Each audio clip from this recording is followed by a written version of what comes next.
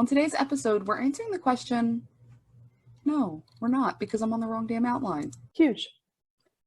I think this podcast has helped both of us solidify our messaging, how we want to come out, like how we want to be represented, how we want to continue to have people see or understand us.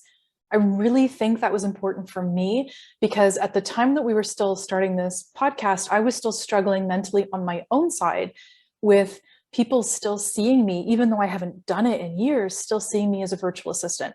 Guys, I haven't been a virtual assistant in like 4 or 5 years, but it's still the moniker that people attached to me because of what I was, what I was doing back then. And the other thing is, it also made me realize that I'm not just the summit queen. Yeah, I've done over 300 summits, et cetera, but it is not just what I do. I've really elevated the business building strategy side of things and the funnel building side and things like that, and really like done that. And I think, Alyson, it really solidified more about who you are as well, like externally. Yeah, I want to kind of go back to the summit thing because I think that you have always focused on more than just the summit. You've always looked at the long-term picture. And now your messaging has caught up with that. Yes, very much so. What you put out there has now caught up with what you've always done behind the scenes. And the same holds true for me. I've always been about more than copy, but people just, and I think that when you really hyper focus in on one of those things, right? Summits or writing copy, you're put in that implementation world. And, that's hired gun stuff. And what we've been able to do with this is not only realize our own ability, but voice that ability and put that together and develop processes and systems and ways of doing things because we're publishing so much freaking content. Right? It's like, oh, what are we going to talk about this week? Well, let's build another system. Let's build another process. But it really caused us to take a look at what we do on a regular basis. In order to teach it, we had to understand it. You're so right. Instead of just doing it, right? You're absolutely so right. And what it made us do is I think it solidified the processes a lot more too. Really made us like dial in and go, okay, yeah, I'm really good at this thing, but I can be better at it, and let's systematize and let's figure it out and understand it. You're 100% right. So I have a bit of a learning thing where I skim and I don't 100% absorb. And I think Alyson knows this. I'll skim something and she'll be like, do you understand it? I'm like, sort of. And I don't learn 100% that way. I learn more by somebody saying, okay, step 1, we're going to do this. And step 2, we're going to do that. So that really helped me push myself into understanding and identifying where I need to have better comprehension, which is great. And then I have a really silly thing that's come out of this. And this is incredibly annoying, but also incredibly telling. Guys, I have ultra sensitive ears. Oh my freaking goodness.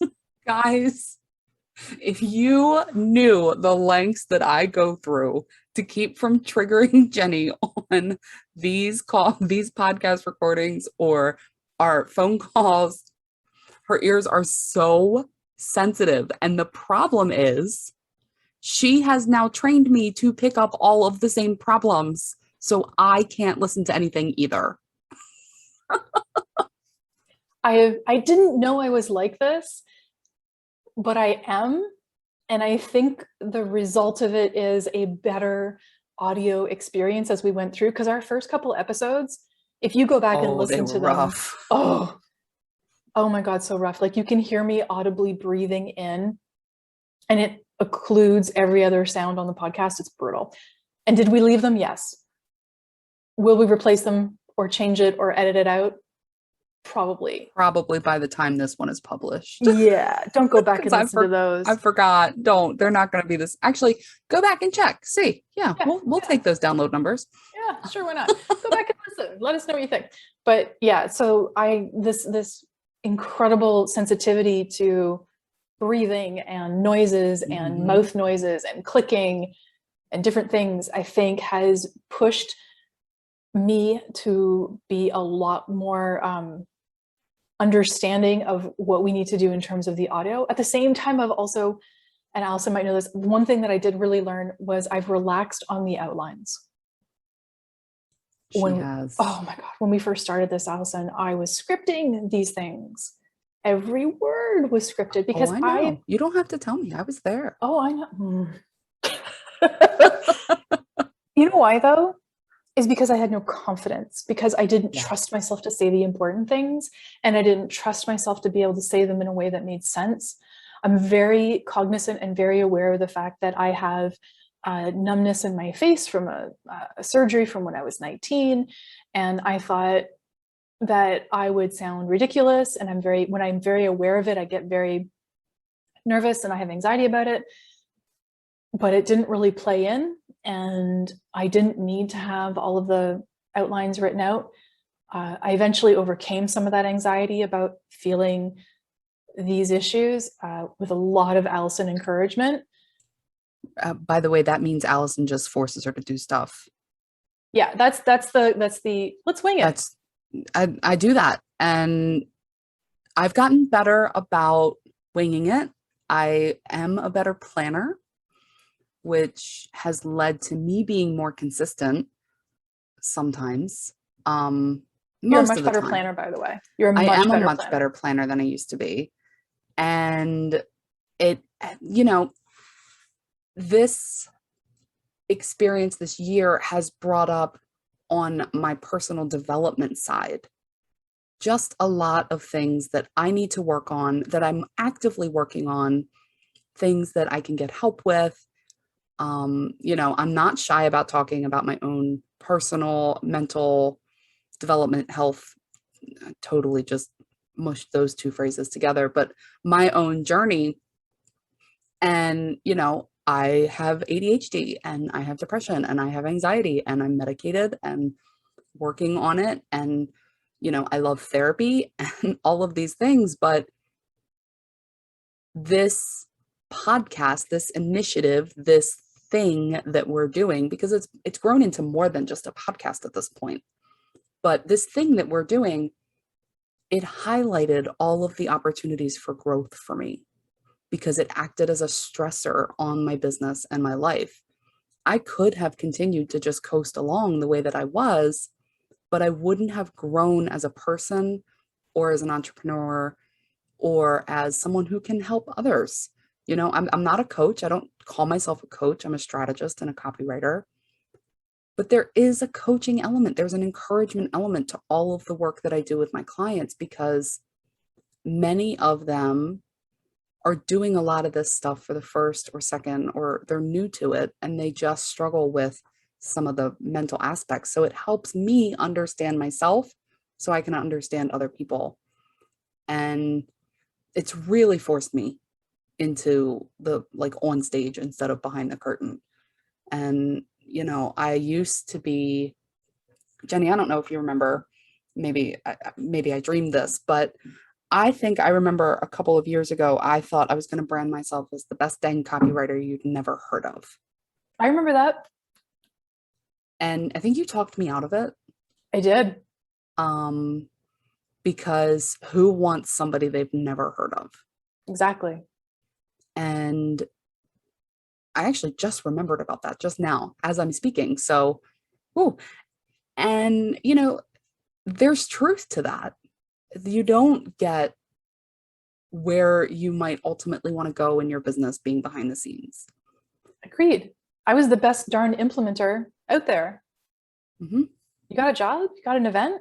Yeah, I'll get that done. And then somebody goes, oh, this is the most well-planned event I've ever attended. Oh yeah, that was so-and-so. That was me. That was Jennie Wright. You wouldn't have heard it from me. Yeah, exactly. You wouldn't have heard about me otherwise. Right. Exactly. And That's not the way to create consistency. That's not the way to create security or scalability or any of the other buzzwords that we want for our business. And really, at the end of the day, we want a business that A, makes us feel good about ourselves, B, makes us feel good about helping other people, and C, that makes some money, guys. Like, yes, you want to put good in the world. That is a cornerstone of my life, is putting good into the world. I also like to make money, which is kind of like exactly how this podcast started. We had that manifesto that was like, you don't need to be broke to be a good person. Exactly. And I think that over the last 100 episodes, a little over a year, we've really lived that. You don't have to be broke to be a good person. I think that that's probably my biggest thing. Yeah, and we've taught it to others too. We have absolutely. And I think that's going to be another saying that gets added to the Allisonisms is you don't have to be broke to be a good person. I like Allisonisms. I've Me adopted too. many of them. All right. So let's talk about our favorite takeaways from episodes that we've done in the past 100 episodes. Talk about these. Tell me what your favorite takeaways are. All right. Well, what I did and what we did in our little outline is we wrote some questions that we're going to ask each other, because I could list a bajillion takeaways. And so, if you don't want to listen to me list a bajillion takeaways, just go listen to all of our episodes. I want to ask Jennie, what piece of information did you get that surprised you? God darn it. There's so many of them. I think one of the pieces that surprised me was really, really validating that offer. Okay. That's one of them. Validating your offer before you run anything to it, the Facebook ads or throwing traffic at it. Yep. That validating the offer. Shared that. Yep. Yep. That was a really big deal for me. The other one was sales strategies for normal people. I live this, but this was a Catherine Calhoun episode. I live this in my life with how I do sales, but I think she came at it from a different angle in terms of she had a coach that she paid a lot of money for who was saying, do it this way, go for the high ticket, go for the this, go for the that. And she was like, it ain't my stuff. I don't like it. It's not my style. And she changed it. So I liked that very much, where she was like, I'm only doing what's comfy for me. I agree with the Catherine Calhoun thing, because it wasn't just about the sales process. It was about the overall funnel strategy as well. So she didn't just say, hey, I don't like the way these sales calls feel. Because we had Alicia on to talk about that as well, right? Building up your own specific sales process that feels good. But Catherine, she really talked about the whole idea of it and really just making it your own. And that's something that we embody as well. For me, there were a couple that I had too, one of which was, I still am not 100% sure how to say her last name. I think it's Rachel Pereira. Did I do it right? I struggle with the R rolling. We had that on that episode. But she talked about hiring. And I think one of the things that she talked about was to hire for the job, not the person. So like we'll think, oh, I need a graphic designer.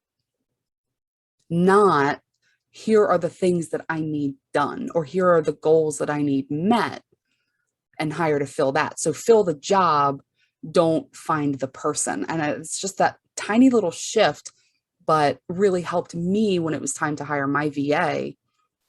I didn't get boxed into what a VA does. And now I'm training her up and we're having a grand old time. And another piece of information, I actually really liked this enough that I asked her to be on my summit, was Katarina Rando. She talked about having something monthly. I think she just calls it the Zoom thing, which I like that too. But she talked about having something monthly that you can invite people to, not necessarily promote, which you should always promote, but when you're in those conversations, with people. You meet people in Facebook groups or on LinkedIn or whatever, something that you can invite them to. So you always have that next step for them to take that's available for them. And I really like that too. Yeah, that was a good one. That reminded me about consistency because I talk about it, but I wasn't really doing it as much as I should have. All right, Mhm. I'll ask you a question. So, Okay. which guest that we've had on would you want to have back again to share additional information? Oh man, there are so many of them.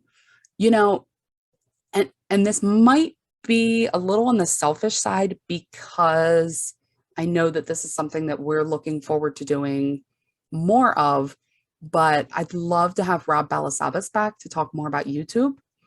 And I think it's been a hot minute since since he was there. And I'm not just saying it because he sent us some cool swag or anything like that, but it was a really great example of how to show up for an interview too. He I mean, he treated us awesome as hosts. We were excited to promote it like more than usual just because we had built that relationship with him, and the information that he gave, he didn't hold back. It was awesome. Who you got? Who do you want back? Uh, you know, I want Catherine Calhoun back. So I Mhm. vibe really well with her, and her and I have sort of a similar sort of story in some ways. And I just, when we talk, there's a lot of stuff that comes out, and it's almost like therapy podcasting, right? And I love that. It's just like, yeah, me too. Yeah, me too. Oh my God, that was awesome. Or, oh my God, that sucked. Or like, what do we do to get rid of that? Or what do we do to overcome that? Yeah, let's do that. And it's just really inspiring. And it really kind of like, I just love it. So yeah, I'd have her back. And there's another person I'd have back for sure. That would be Alex Brookman. That would be somebody to have back. He's an intentional strategist. He's really cool.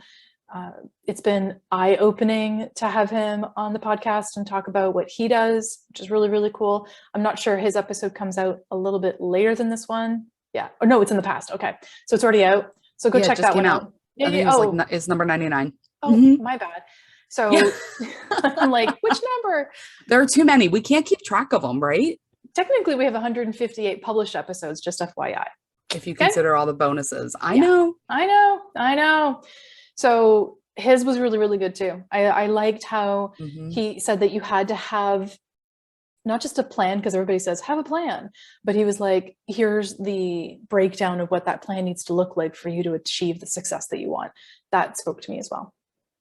What about I you? like yeah, I like how yours are like, yeah, no, this is really good information. And mine's like, oh, I'm doing this, so I want to learn more about it. Who can I interview?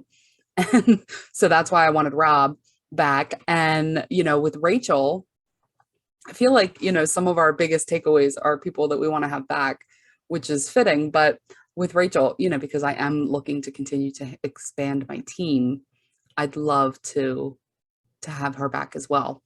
So, all right. I know that our production calendar is we're booked, right? We know who's coming up. And a lot of these interviews have already been done. We're very excited about that. Who is on deck that you're excited about? For sure, having Jason Wheeler back, 100%. So I love the conversation about niche. I love the conversation about making sure you're attracting your ideal client by talking about the right thing that you're doing. So 100%, I'm looking forward to having him back. He was in season 1 as well. He was one of our early guests. And then of course we had him back. So yeah, we're excited about that. And we'll link to all these in the show notes, by the way. One person that I'm excited about coming up is Sarah Madras. And we really talk about uh, coaching versus therapy. So this was really interesting for me to understand more about the difference. And in the process, we kind of realized that my therapist is a little bit of a unicorn. So you'll have to listen to the episode to discover why. But there was a really great conversation with her, and I'm really excited for that episode to drop. Yeah. Who Yeah. else you got, Jenny? I like the Sarah Mattress one as well. I'm going to talk about Michelle Ponvert. So I was having all sorts of fun on that episode because she she ripped apart our website at the perfect time because we were redoing it when we were recording that, and I freaking love it. It was so enlightening, and I just loved how she approached it. She approached it from a very respectable way, like not like your website sucks, fix this. It was more like, hey, if you're trying to achieve or attain X, here's the method I would do it, and here's a couple suggestions on how to get you there. And I was like, yeah, I love this. And as a result, even though we were in the middle of a redesign at the time that we were doing this, we are like, yeah, we got to redesign the redesign of the homepage, the contact page, and another page or whatever. And we ended up doing it, guys. We ended up really pulling it from that, and it was great. Loved it. On today's episode, we're answering the question,